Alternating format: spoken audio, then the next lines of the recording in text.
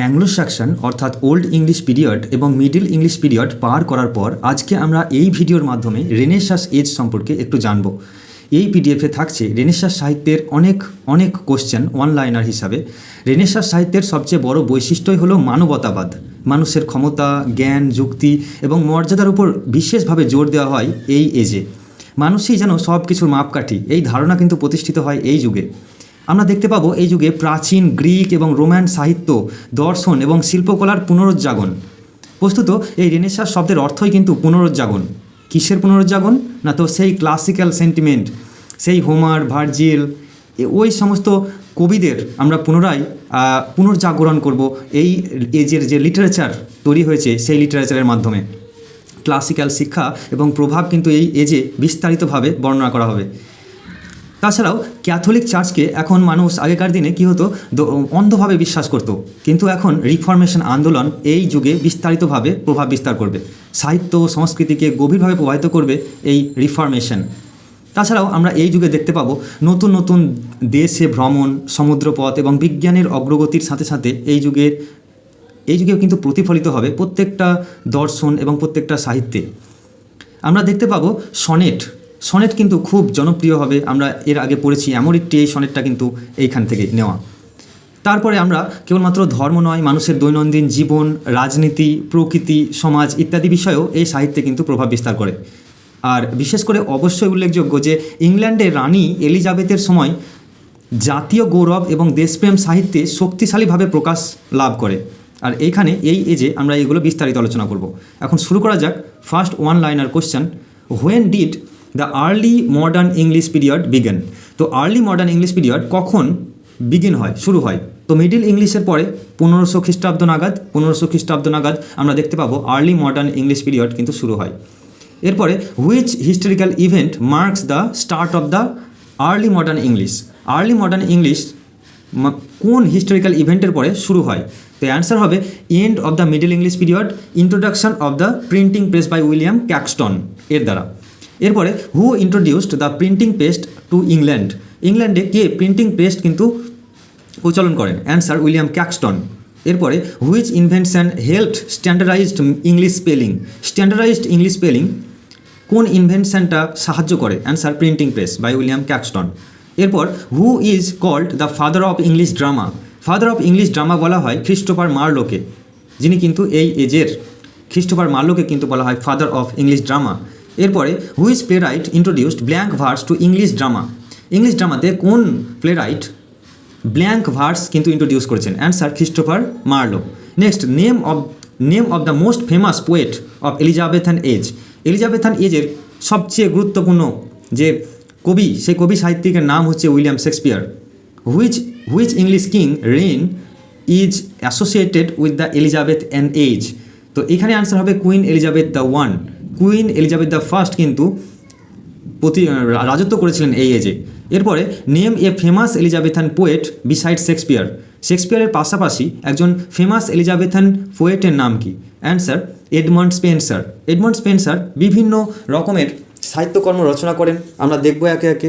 Which work is Edmund Spenser's epic? তো Edmund Spencer একটা কাব্য রচনা করেছিলেন, মহাকাব্য, সেটার নাম হচ্ছে দ্য ফিয়ারি কুইন। খুব সুন্দর, আমরা হয়তো অনার্স লেভেলে পড়েছি। হু রোট অ্যামোরেট্টি সনেট? অ্যামোরেট্টি সনেট কে লিখেছেন? Answer Edmund Spenser. Next, what is the metre of the Shakespearean sonnet? Shakespearean সনেটের যে মিটার সেটা হচ্ছে আয়াম্বিক পেন্টামিটার। উইলিয়াম শেক্সপিয়ার 154টি সনেট লিখেছিলেন এবং প্রত্যেকটা সনেটে আমরা দেখতে পাবো আয়াম্বিক পেন্টামিটারে লেখানো হয়েছে। আনটেস্ট করে 10টা সিলেবল প্রত্যেকটা লাইনে কিন্তু আমরা দেখতে পাবো। Next, which English poet is known as the Astrophel and Stella? তো এখানে কিন্তু স্যার ফিলিপ সিডনি বলে একজন কবি ছিলেন, তাকেই কিন্তু অ্যাস্ট্রোফেল এবং স্টেলা মানে তার একটা প্রেমিকা ছিলেন এবং তার প্রেমিকা তার সঙ্গে কিন্তু শুভ পরিণয় হয়নি এবং তার জন্যই তিনি এটা কিন্তু লিখেছেন। এরপরে what is the defence of Poaceae? What is the defence of Poaceae? It is a critical এসে। এটা একটা ক্রিটিক্যাল এসে। এখানে যেমন কবিতা লেখা হয়েছে, শর্ট স্টোরি লেখা হয়েছে, এমনকি এপিক এবং নোভেল লেখা হয়েছে, ঠিক সেরকম এখানে ক্রিটিক্যাল এসে ধরনের সাহিত্যগুলোও লেখা হয়েছে। আর ডিফেন্স অফ পোয়েসি হচ্ছে স্যার ফিলিপ সিডনির লেখা একটা খুব সুন্দর একটা সাহিত্যকর্ম। আমরা ইংল্যান্ডের রানী এলিজাবেথের সময় জাতীয় গৌরব এবং দেশপ্রেম সাহিত্যে যে প্রচণ্ড পরিমাণে প্রভাব বিস্তার করে সেটা কিন্তু আমরা দেখতে পাবো। কবিতা, নাটক, প্রবন্ধ, মহাকাব্য, রোম্যান্স সব ধরনের সাহিত্য কিন্তু আমরা এখানে পেয়ে যাব।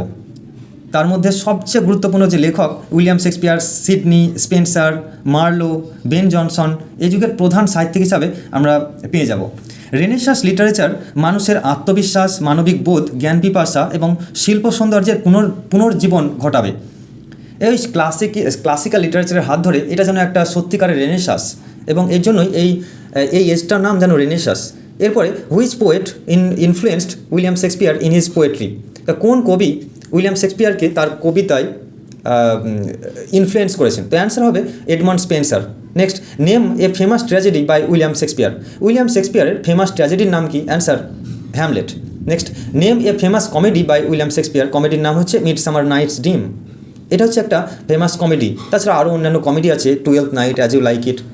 Next, name a famous history play by William Shakespeare. William শেক্সপিয়ারের একটা যদি বলা হয় ঐতিহাসিক বইয়ের নাম করো, তখন বলতে হবে হেনরি ফোর। হেনরি ফোর হচ্ছে উইলিয়াম শেক্সপিয়ারের একটা ঐতিহাসিক গ্রন্থ।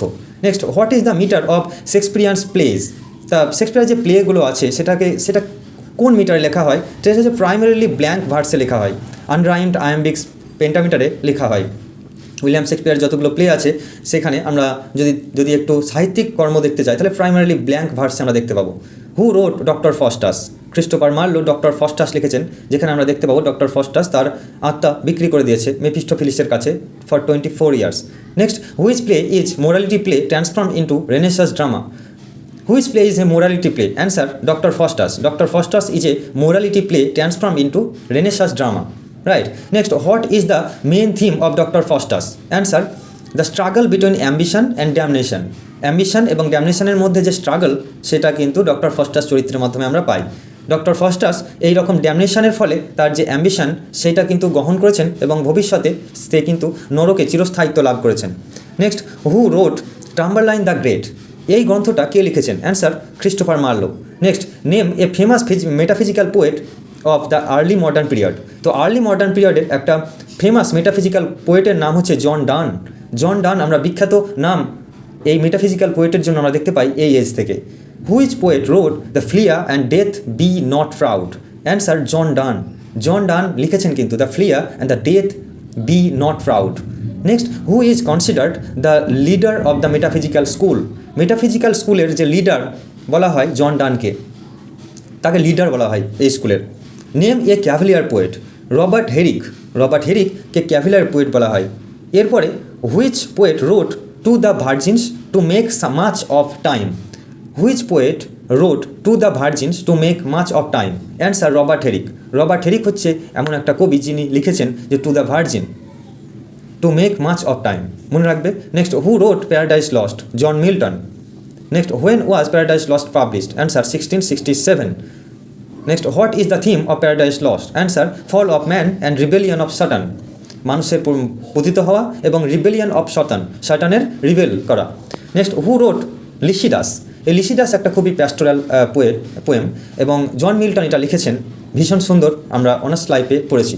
Next, which poet is known for prose works defending English government? Answer Thomas Hobbes হচ্ছে এমন একটা কবি যাকে বলা হয় for the prose works defending English government. Who wrote the art of English poesie? Art of English poesie কে লিখেছেন? Answer George Puttenham art of English poesie লিখেছেন। Next, name of important translation by early modern English writer? Answer King James Bible 1611 খ্রিস্টাব্দে। Next, who was the chief translator of king James Bible? Answer Lancelot Andrews was the chief translator of king James Bible.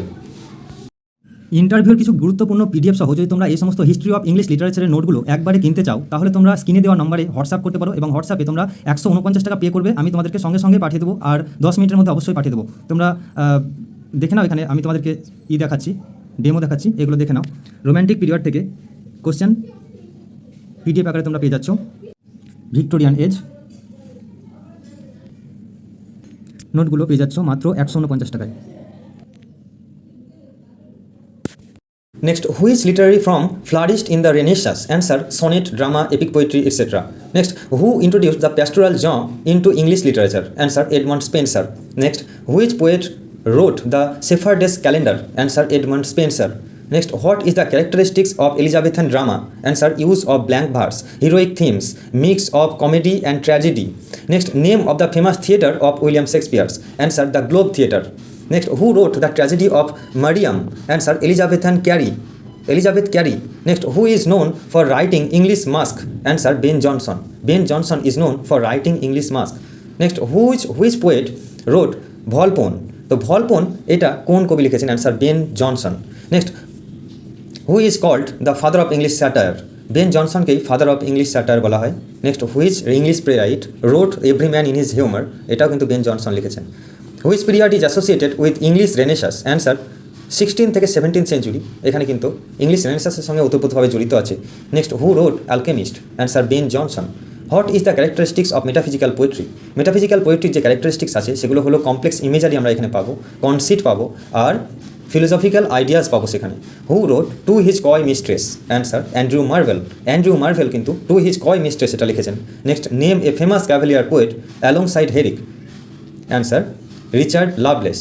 Next, which poem by Richard Lovelace celebrates loyalty to king?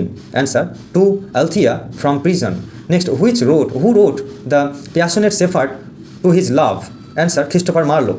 Next, what is the famous pastoral poem of Renaissance? Famous pastoral poem? Answer, the passionate shepherd to his love. Next, name a work of Elizabethan prose. Elizabethan prose এর একটা নাম হচ্ছে The Defense of Poesy. The Defense of Poesy. Next, which essayist influenced the prose style in Renaissance England? Answer, Sir Philip Sidney. Next, who wrote the Countess of Pembroke, Arcadia? Answer, Sir Philip Sidney. Which poet wrote Sonnet to Stella? Answer, Sir Philip Sidney. Next, who was the queen during Shakespeare and Spenser? Answer, Elizabeth I. Next, name a theme commonly explored in Elizabethan literature. তো যদি theme বলা হয় তাহলে বলতে হবে যে love, honour, political power, religion, এগুলো। What is the renaissance humanism influence? Answer, emphasis on classical learning and human potential. Next, which poet was imprisoned by King James I? Answer, Ben Jonson. Ben Jonson was imprisoned. ঠিক আছে, তাকে জেলে ভরে দেওয়া হয় Ben জনসনকে, King James I জেলে ভরে দেয় তাকে। What is the style of Ben Jonson's comedies? Ben জনসনের যে কমেডি সেগুলো কী ছিল? হিউমার বেসড এবং স্যাটারিক্যাল। আর এই স্যাটারিক্যাল কমেডির জন্যই কিন্তু এই কাজটা করা হয়। Next, who রোট Acon Basilic? Answer, attributed to Charles I.